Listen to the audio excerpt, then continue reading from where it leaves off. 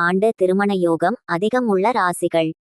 பொதுவாக ரிஷபம், மிதுனம், கடகம், சிம்மம், கன்னி, துலாம், விருச்சிகம், தனுசு, மகரம், கும்பம், மீனம் ஆகிய அனைத்து ராசிகளுக்கும் வெவ்வேறு காலகட்டங்களில் திருமண யோகம் அமையும். பொதுவாக 2025 இல் திருமண யோகம் அதிகம் கணிக்கப்பட்டுள்ள சில ராசிகள். சிம்மம். இந்த ராசிக்காரர்களுக்கு 2025ஆம் ஆண்டு திருமண வாய்ப்புகள் அதிகம். மகரம். புத்தாண்டு புதிய உறவுகளை கொடுக்கும் ஆண்டு.